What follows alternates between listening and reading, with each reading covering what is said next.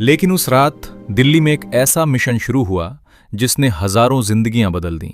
रात के 2 बजे हैं। दिल्ली में मिनिस्ट्री ऑफ एक्सटर्नल अफेयर्स के कॉरिडोर्स में लाइटें अभी भी जल रही हैं। फोन की घंटियां रुकने का नाम नहीं ले रही और हर गुजारता सेकंड एक नई टेंशन लेकर आ रहा है। इजराइल और गाजा के बीच शुरू हुई इस भयानक जंग ने हजारों इंडियंस को मौत के साए में खड़ा कर दिया था। तेल अवीव की सड़कों से लेकर गाजा के बॉर्डर तक हर जगह सिर्फ डर का माहौल था। वहां फेज हमारे स्टूडेंट्स और वर्कर्स के पास ना कोई सेफ जगह थी और ना ही निकलने का रास्ता। इंडियन गवर्नमेंट के सामने एक बहुत बड़ी चैलेंज थी। क्या हम अपने लोगों को इस वॉर जोन से सही सलामत निकाल पाएंगे? यहां से शुरुआत हुई ऑपरेशन अजय की। ये सिर्फ एक इवैक्यूएशन मिशन नहीं था, ये इंडिया की डिप्लोमेटिक पावर और अपने लोगों के लिए उसकी कमिटमेंट का टेस्ट था। MEA के ऑफिसर्स के लिए ये किसी थ्रिलर मूवी से कम नहीं था।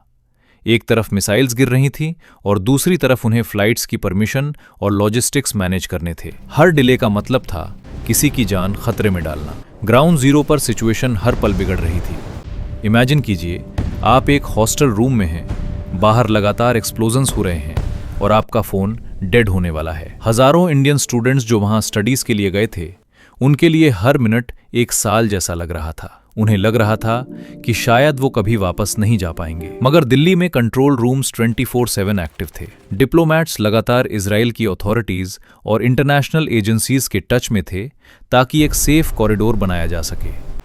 चैलेंज सिर्फ फ्लाइट्स का नहीं था, चैलेंज था उन लोगों को सेफ लोकेशन से एयरपोर्ट तक पहुंचना।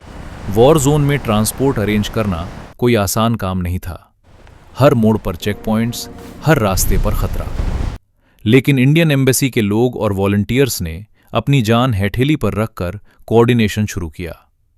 व्हाट्सएप ग्रुप्स बनाए गए, SOS कॉल्स अटेंड किए गए और धीरे धीरे एक सिस्टमैटिक प्लान तैयार हुआ।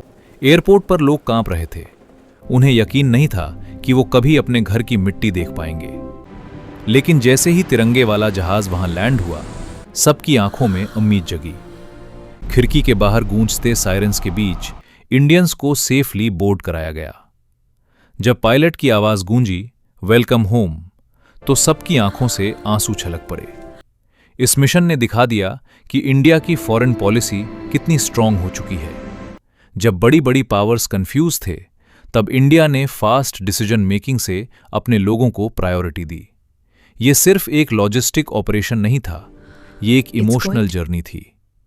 माँ बाप जो यहाँ इंडिया में न्यूज़ चैनल्स के सामने बैठे रो रहे थे, उनके लिए वो फ्लाइट की लैंडिंग किसी चमत्कार से कम नहीं थी। ये साबित करता है कि चाहे हालात कितने भी खराब क्यों ना हो, इंडिया अपने लोगों का हाथ कभी नहीं छोड़ता।